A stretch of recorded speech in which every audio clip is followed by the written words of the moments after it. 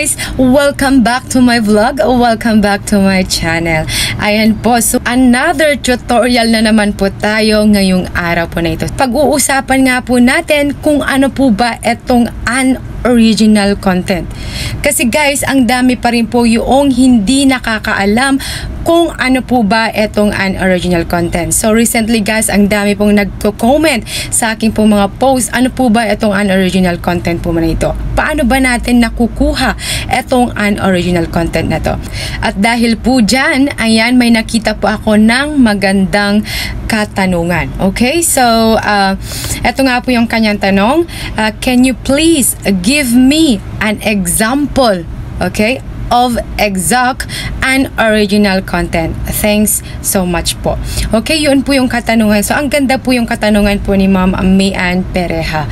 Okay, so ano po ba yung exact example ng unoriginal content? So para maging aware po ang bawat isa, ayan, dahil ang dami po talaga nakakalam kung ano po etong unoriginal content, kasi nagugulat na lang sila na nagkaroon sila ng violation ng unoriginal content na wala po silang alam, dahil ang alam po nila ng kanila pong video ay sa kanila po talaga.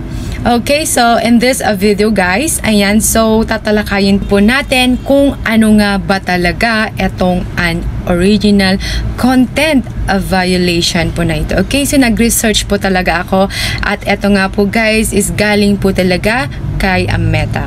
Okay, so basahin po natin. Pages posting unoriginal videos. What? Okay, pages that post videos that are not primarily filmed or produced by the page, including videos that are repurposed from other sources with limited added value. These types of pages generally post. Okay, so una po, videos aggregated from multiple third-party sources. So ano yung ibig sabihin po nito guys? Eto yung mga kinukuha natin na mga videos, ayan po, from other multiple sources. Okay, so eto nga po guys yung mga kinukuha nga po natin na mga video, ayan, sa galing po sa from other social media, kagaya nga po sa TikTok, ayan, sa Instagram, sa YouTube, ayan, kahit po sa Facebook.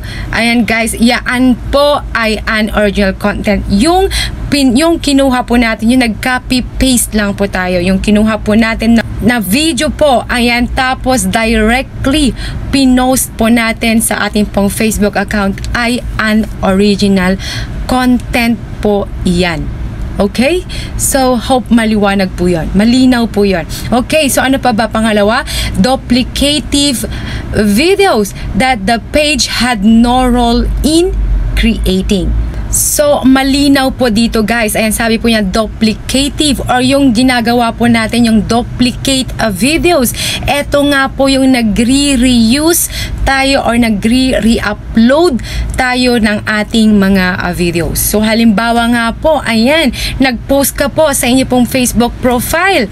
Ayan, sa video po na yon, tapos pinost nyo po sa inyo pong Facebook page, ay unoriginal content po yan. So, ang magiging kalabasan po yan ng inyo pong Facebook page ay magkakaroon ng unoriginal content, kasi dito po, eto pong sa Facebook profile ang original, and then nag-duplicate ka, reuse po yung video po na yon, unoriginal content po yun.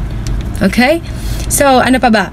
So video content from other sources with minor but not meaningful changes, including adding meme bars, logos, changing background music, or describing what happens with no additional information. So guys, so halimbawa po nito, ayan, yung kumuha nga po tayo ng video ulit from other social media. So halimbawa, kumuha ka po ng video po from YouTube. Okay, kumuha ka pa doon, tapos nilagyan mo lang po siya ng pinalitan mo lang po siya ng music background, naglagay ka ng meme bars, naglagay ka ng sarili mong logo, ayan, naglagay ka ng mga funny effects, ayan, mga sound effects, or kung ano po yung linalagay nyo po sa yung video na yon na kinuha nyo po from other social media. Okay, guys, unoriginal content po yan. O di kaya dinedescribe natin kung ano yung nangyayari doon sa video po na yon with no, ano ba yung sabi nito? With no additional information. Okay? So, unoriginal content po iyan. So, ayan nga po yung mga example. Ayan, ng unoriginal content. Kaya, wag nga po tayo. Okay, number 1, wag po tayong kukuha ng video po from other social media na directly po na pinopost po natin sa ating pong Facebook account. Pangalawa, wag po tayong mag-duplicate ng video. Wag tayong mag-re-upload. Ayan, wag po tayong mag-reuse ng video. At yung pangatlo nga po, na ito nga po, kumuha ulit tayo ng video from other social media but not meaningful changes. Okay? So, hope po malinaw po iyon na kung ano nga po yung unoriginal content. And I really hope po na iwasan lang nga po natin mag-upload ng video sa mga nabanggit ko po. Okay, so para hindi po tayo magkaroon ng unoriginal content. Ayan, so kung meron lang po kayo guys katanungan, mag-comment lang po kayo dito po sa baba. At please guys, pa-support po, pa-subscribe, pa-follow po, at pa-share na rin po ito pong video po na ito. Thanks for watching and God bless us all. Bye-bye!